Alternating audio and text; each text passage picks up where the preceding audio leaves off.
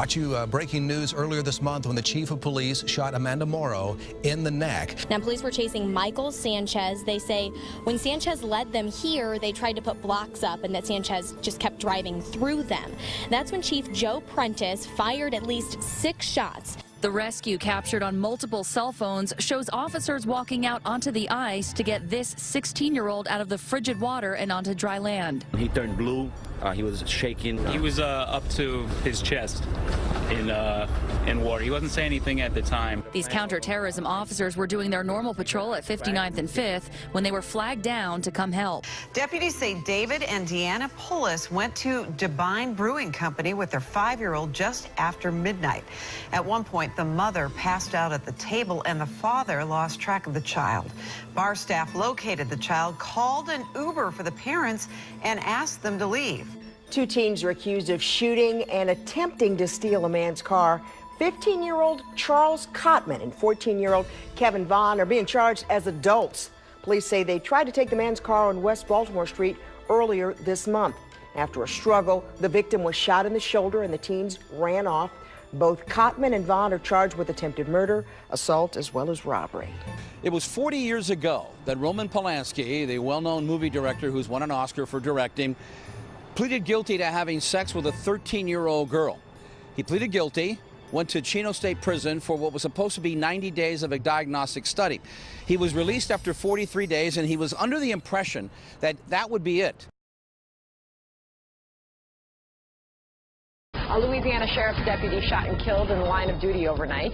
This sobering image of fellow Baton Rouge officers saluting at the scene.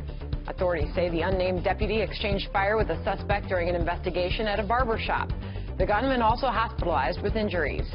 His condition has not yet been released. You always want to keep your eyes on their hands, what their hands are doing, where they're going, if they're telegraphing, if they're communicating that they have something else, whether it be a gun or a knife. If you have something sentimental, give it up. It's not worth holding on to or risking your life. If he's going for a weapon and you can confirm that, you should always follow the mantra run, hide, fight. Run. Increased distance from the threat will increase survivability every time. Move away rapidly. If you can't, then fight. The most important thing if you find yourself face-to-face, an adversary with a weapon, is gaining control of the weapon. As long as that weapon is free, you are in danger.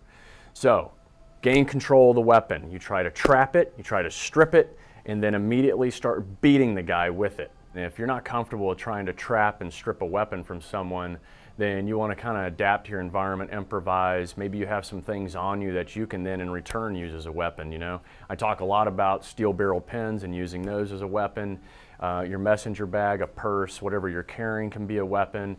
Anything to create enough pain so that you can create distance and get away. Breaking news right now, the desperate manhunt intensifying for a former teacher accused of kidnapping one of his students. Police say that Tad Cummins planned the abduction of 15-year-old Elizabeth Thomas in advance. The married father was recently fired after trying to kiss Elizabeth. Cummins spotted at a gas station in Columbia, Tennessee a week ago, but the two have not been seen since.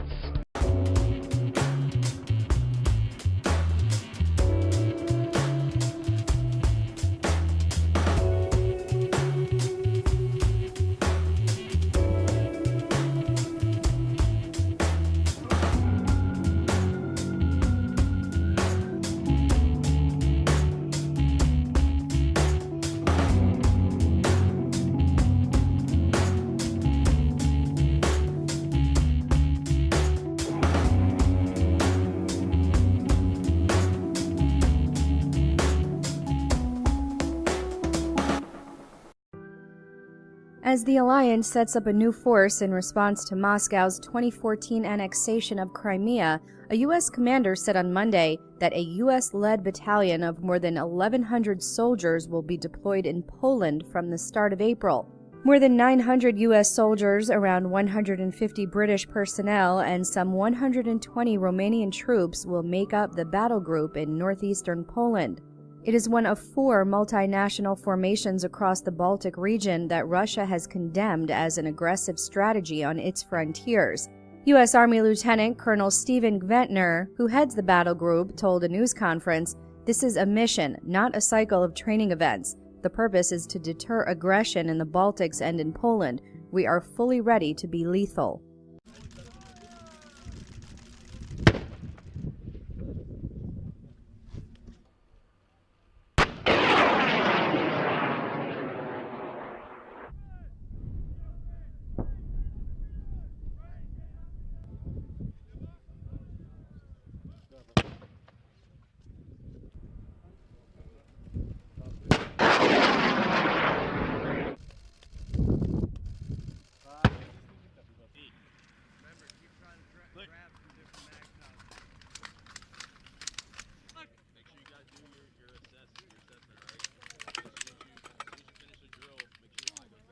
So today I'm going to demonstrate the capabilities of my missile.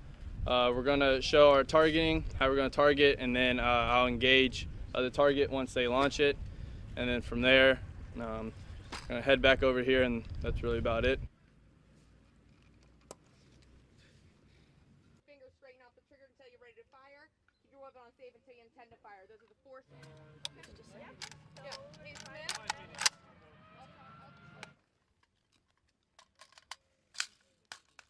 Push, pull, get on the ground, and please put it on the deck in front of you.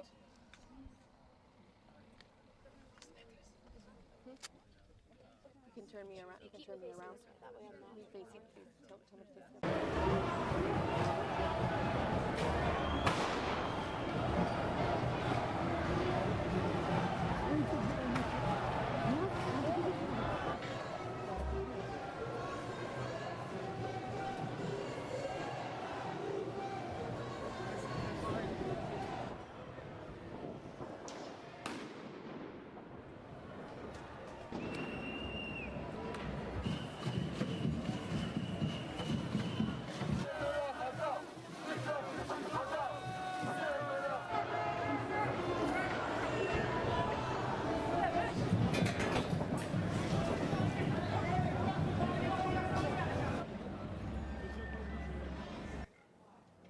the They would revive gas chambers and concentration camps if they weren't ashamed.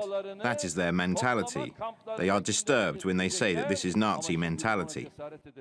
We cannot accept that our citizens are incited against each other with Nazi comparisons. This is the case for all countries in Europe. That's why we should say with clear words to Mr. Erdogan that he cannot continue like this. Germany's foreign minister earlier said Turkey is now further than ever from joining the EU. Our Europe correspondent Peter Oliver has more on the deteriorating relations. Germany has blasted Turkish President Recep Tayyip Erdogan, saying he has gone too far in an escalating diplomatic feud by accusing its Chancellor Angela Merkel of using Nazi measures. Germany and other European Union countries barred Turkish ministers from campaigning on their soil for a referendum that seeks to extend Erdogan's powers. Germany has demanded Turkey to stop accusing Berlin of pursuing Nazi policies against Ankara. The German Chancellor Angela Merkel has said that her country will ban future campaign events by Turkish politicians unless the country stops such rhetoric. Merkel added that Germany reserves the right to take all necessary measures against the Turkish government. Merkel added that comments made by Turkish officials are, quote, breaking every taboo without consideration for the suffering of those who were persecuted and murdered by the Nazis. She stressed that appearances by Turkish politicians in Germany can only take place on the basis of German constitutional law. Tensions have been running high between the two nations since Germany banned planned political rallies by Turkish ministers, citing public security concerns. Author and journalist Stephen Ledman joins us from Chicago. Well, Stephen Ledman, looking at Germany and Turkey, why is Turkey taking this up, taking this to such a level? It doesn't seem like there's any ending to this. I don't know. I can't read Erdogan's mind.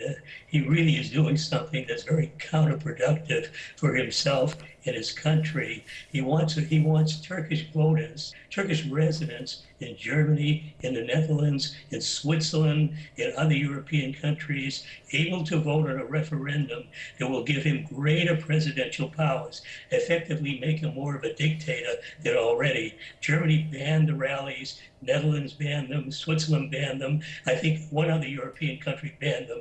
And this set off a row. And a Turkish publication, Güneş, if I'm pronouncing it right, in the last day or so, published a front page image of Angela Merkel with a mustache in Nazi attire called Frau Hitler. Terrible.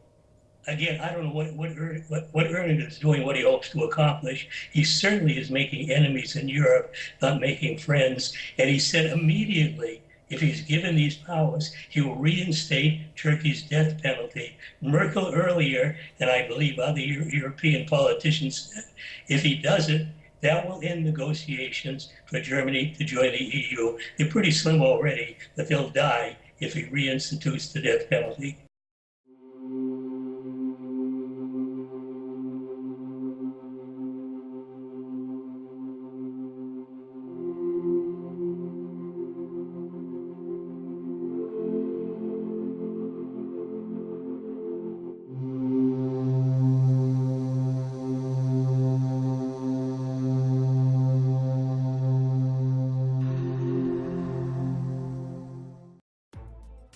In China, certain parks have installed facial recognition devices in public restrooms to make sure bathroom users are mindful about their toilet paper use.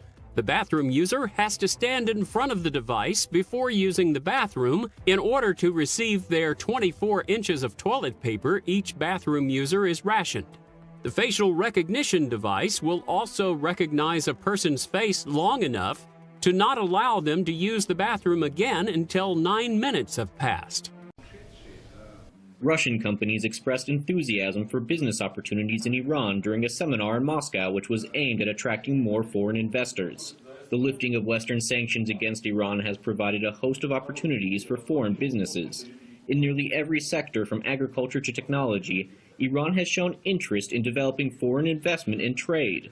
However, small and medium-sized businesses in Europe often have difficulty entering into Iranian markets. There are big opportunities in Iran because the government has a very strong policy of import substitution as well as excellent tax incentives for foreign businesses. There is a clear effort on Tehran's part to improve bilateral business relations with Russia. The participants at the Moscow seminar agreed that greater work needs to be done before small businesses in the two countries reach the level of cooperation currently seen on the government level. Last month, Russia inked deals with Iran on major investment projects in the fields of oil and gas production and other industries. The withdrawal of Western sanctions has opened Iran up to foreign investment and trade. For Russia, Iran offers tremendous business opportunities that are mutually beneficial and help strengthen growing economic and political ties between Tehran and Moscow.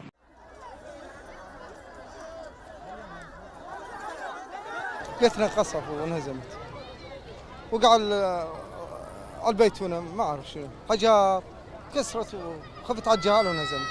عبرنا الباحة بالليل مطر كانت الدنيا فعبرنا والطلقات كانوا يضربون علينا بيصوبوا علينا بالدواعش يعني صواب فمن خوف الأطفال ومن خوف النساء فاضطريت إني أعبر تحت النيران يعني.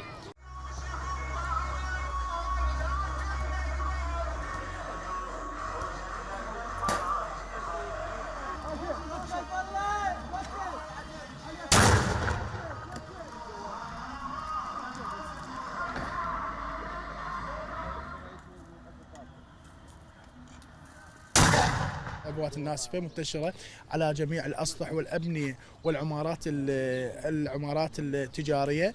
قاموا بتفكيك هذه العبوات الحمد لله والشكر وتطهير المنطقة بشكل كامل. قوات الرد السريع تبعد عن الجسر الخامس إن شاء الله 130 متر حسب الموجود على الخريطة وإن شاء الله التقدم مستمر إن شاء الله.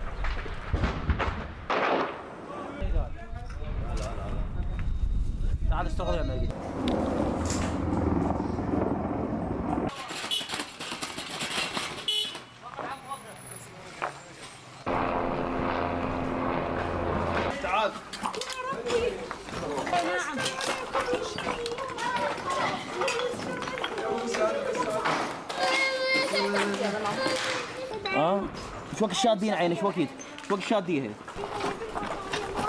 ليش ما يشيلونها بالبطانيه هاي المسافه يلا يا بطل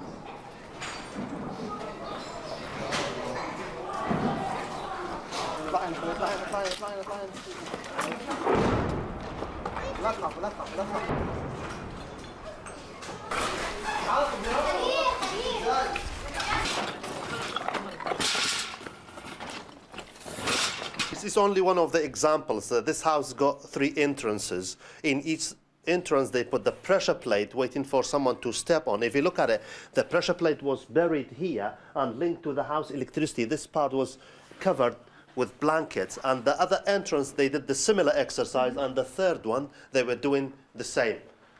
So it was rigged towards the entire electricity section of the house, and then you were telling me that it linked into here, and what did you find? I mean, it is quite extraordinary to see the expertise that is used by ISIL in rigging these kinds of places. Yeah, this is the cable. It's one of the cables who came, as I showed you in the other entrance, and you will see another cable running from here. Going on the other side, about 90 kilograms of homemade explosives inside the barrel, 220 liters, but they put 90 and they covered it with cloths and seeds just to hide it from people. And if you step on any of them pressure plates, the whole house, this part at least of the house, is going to collapse. Thank you. So it gives you just an indication this is just one village, and one village that was cleared from ISIL in May of last year. So what we've been hearing is that the amount of improvised explosive devices, the way they've been manufactured, changes as you go further towards Mosul, and also how much has been used. So huge challenges ahead, particularly when it comes to many of these people, tens of thousands of people being able to go back home. This is an attack the Syrian government didn't see coming. Rebel fighters in neighborhoods near to the old city of Damascus. It's the first time in nearly 2 years that opposition forces have been this close to the center of the capital. Early this morning, we invaded several buildings and opened several fronts. With God's help, we will achieve victory. We still have one building to target, but the regime forces are targeting us. As you can see right above, a rocket has been launched. The surprise assault began early on Sunday. Several buildings in the Jobar district were seized by opposition forces before they began their advance to the Abbasid Square area, which is only a few kilometers from the presidential palace. By Monday, Syrian forces had launched an intense air campaign. The opposition also say it started phase 2 of its offensive. The UK-based Syrian Observatory for Human Rights says there are around 30 airstrikes in just a few hours. The intensity of the blast so powerful they could be felt in other areas of the city. Syrian state television says rebel groups suffered heavy casualties and have been pushed out of most of the areas they seized. But the assault by opposition fighters so deep into Damascus, no matter how brief, is a major lapse by President Bashar al-Assad's security forces. The opposition, they have a big power, which is the suicide bombers, which is a good asset in such military operations. And they are well equipped in explosives and arms. Syrian warplanes could be heard circling above Damascus and its countryside throughout the day. Many of the city's roads that were sealed off by the army have now been reopened. The attacks come just days ahead of a new round of UN-brokered talks in Geneva aimed at ending Syria's 6-year war. And while it would appear government forces have been able to push rebel fighters out of the capital, it's a clear sign that despite months of heavy losses by the rebel fighters, they're still able to target the regime at the center of their power. Syria's President Bashar Assad has told RT that the White Helmets rescue group is part of the terror network Al-Qaeda. Responding to a question from one of our reporters, the Syrian leader gave a particularly forthright answer. White Helmets are Al-Qaeda. They are Al-Qaeda members, and that's proven on the net. The same members are killing or executing or celebrating over dead bodies. At the same time, they are humanitarian heroes. And now they have Oscar, as you know. Well, the White Helmets are media favourites and have been widely praised in the West for their humanitarian work in Syria's Aleppo. They recently featured too in an Oscar-winning documentary. However, the group has long been embroiled in controversy too, such as when the celebrated rescuers were caught on camera waving black flags and chanting Islamist slogans. They're accused also of lacking correct medical expertise after they posted a video by the White Helmets featuring them conducting a surgery on a toddler. Medics say that the procedure was performed incorrectly, further endangering the child's life. Here's more now on the controversy surrounding the group. The Syrian first responders who risk their lives to save others in war-torn Aleppo. In the face of unrelenting brutality, heroes have emerged. They have all chosen to risk their lives to save others, making the Syrian civil defense a candidate for the Nobel Peace Prize.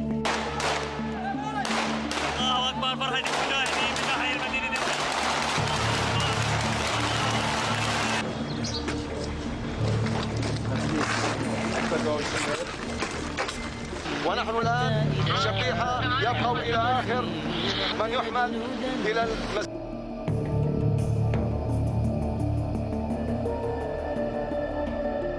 Any individual in any group suspected of ties or relations with extremist groups or that we had believed to be a security threat to the United States, we would act accordingly. But that does not, by extension, mean we condemn or would cut off ties to the group for which that individual works for.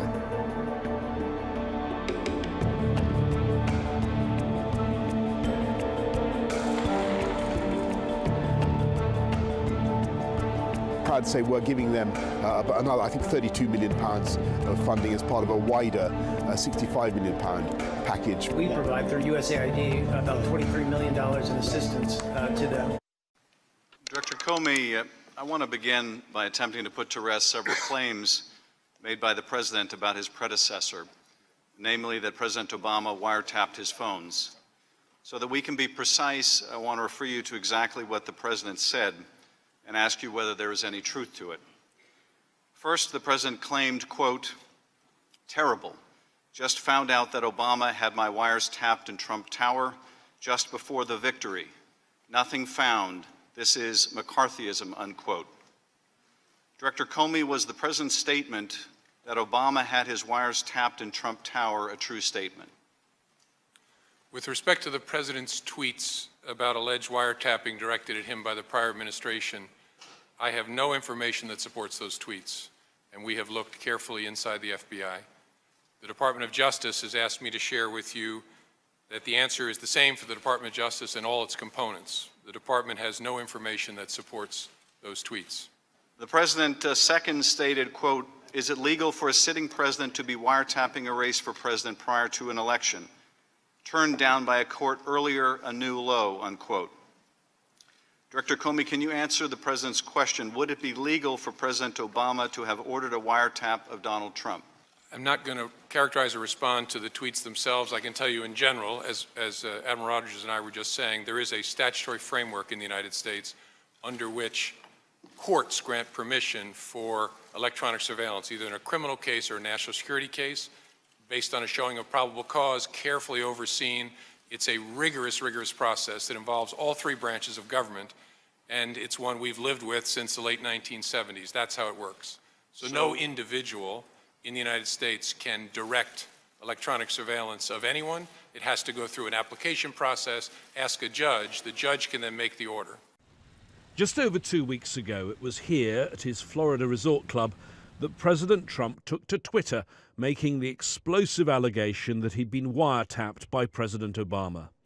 Since then, the White House has provided no proof whatsoever for that very specific allegation, despite 2 weeks of continuous questioning. Are you saying that the president still stands by his allegation? How confident is President Trump that any evidence will arise to support his claim? Does the White House come up with any evidence whatsoever? Press Secretary Sean Spicer has tried defending his boss's comments a number of ways, even reading out media articles, one of which claimed with no evidence that Obama had used the UK's spy agency to monitor Trump. He used GCHQ. What is that? It's the initials for the British intelligence spying agency. That angered one close ally, and another, Germany, was publicly irritated when the president doubled down on his claims in the presence of Chancellor Merkel. He made things worse by recalling the fact she'd once been bugged by US intelligence. At least we have something in common, perhaps. Top leaders on Capitol Hill have all said they've seen no evidence to support the president's tweets, including the chairman of the Intelligence Committee. The president doesn't go and physically wiretap something. So if you take the president literally, it didn't happen. No evidence to support the president's claim that he was wiretapped by his predecessor. On Monday, Chairman Nunes will chair an open, televised hearing in which the FBI Director James Comey will give evidence. He's certain to be asked if the president's allegations have any credibility. When the hearing takes place, expect to hear a term the US intelligence community uses: incidental collection. By law, US citizens cannot have their communications monitored, but when a foreign national is under surveillance and they call or email an American, those contacts can get swept up in the investigation. Some Republicans are already seizing on that. Even if Trump himself was not wiretapped, maybe some of those close to him were. One example may be General Mike Flynn, Trump's former national security advisor, forced to resign for not disclosing details of his meetings with the Russian ambassador. But of course, this only again raises issues that could be damaging for the White House: Russian hacking in the election and possible links between members of the Trump campaign and Vladimir Putin's government.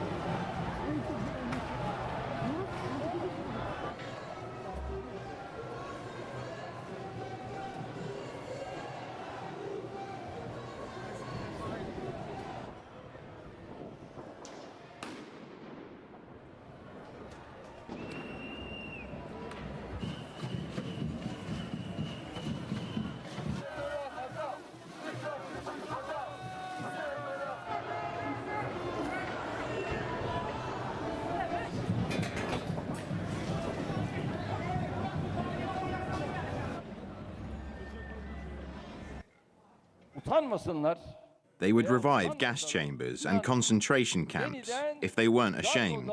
That is their mentality. They are disturbed when they say that this is Nazi mentality. We cannot accept that our citizens are incited against each other with Nazi comparisons. This is the case for all countries in Europe. That's why we should say with clear words to Mr. Erdogan that he cannot continue like this. Germany's foreign minister earlier said Turkey is now further than ever from joining the EU. Our Europe correspondent Peter Oliver has more on the deteriorating relations. Germany has blasted Turkish President Recep Tayyip Erdogan, saying he has gone too far in an escalating diplomatic feud. And get away. Breaking news right now, the desperate manhunt intensifying for a former teacher accused of kidnapping one of his students. Police say that Tad Cummins planned the abduction of 15-year-old Elizabeth Thomas in advance. The married father was recently fired after trying to kiss Elizabeth. Cummins spotted at a gas station in Columbia, Tennessee a week ago, but the two have not been seen since.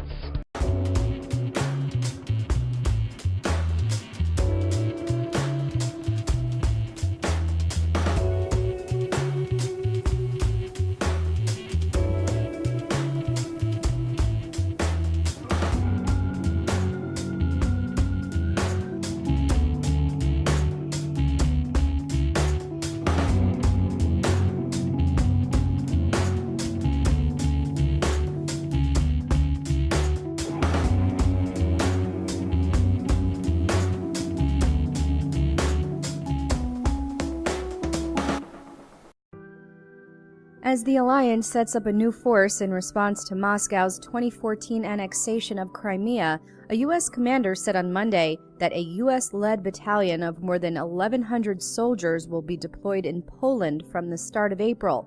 More than 900 U.S. soldiers, around 150 British personnel, and some 120 Romanian troops will make up the battle group in northeastern Poland.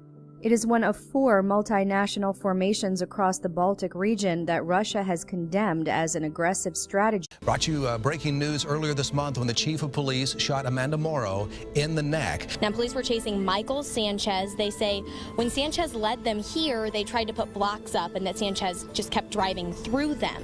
That's when Chief Joe Prentice fired at least 6 shots. The rescue captured on multiple cell phones shows officers walking out onto the ice to get this 16-year-old out of the frigid water and onto dry land. He turned blue.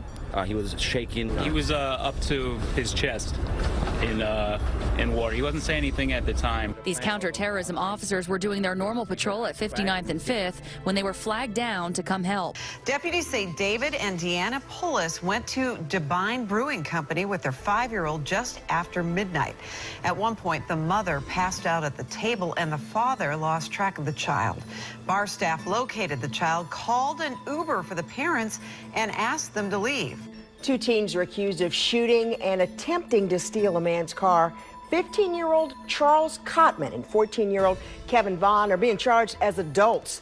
Police say they tried to take the man's car on West Baltimore Street earlier this month. After a struggle, the victim was shot in the shoulder and the teens ran off.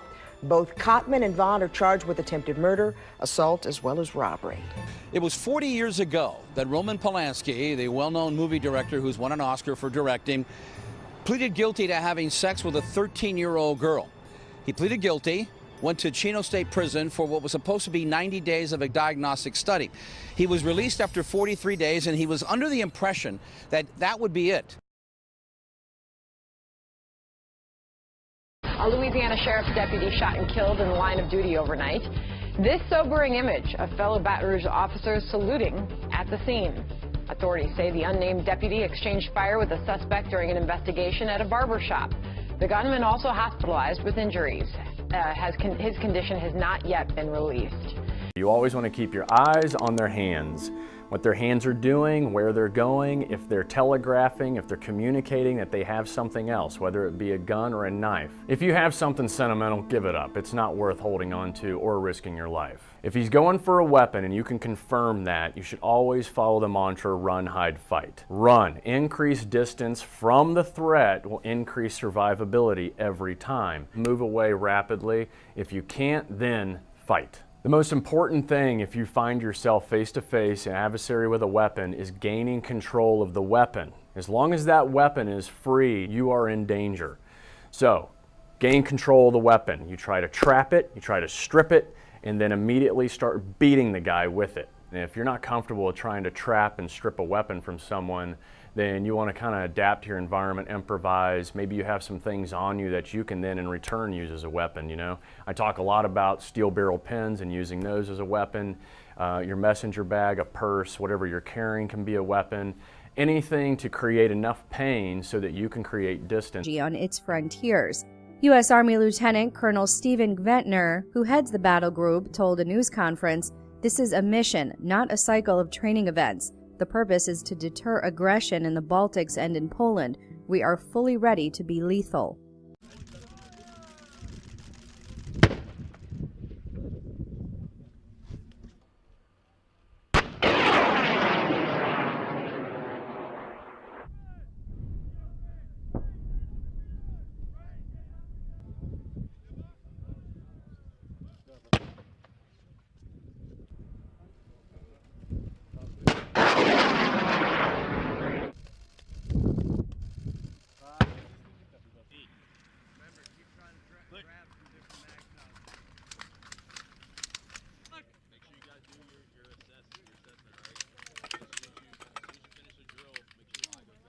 So today I'm going to demonstrate the capabilities of my missile.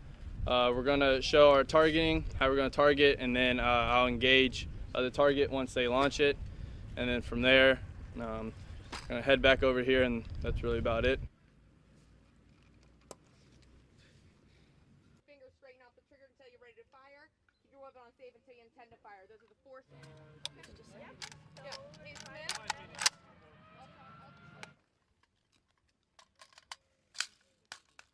Push, pull, get on the ground, and please put it on the deck in front of you.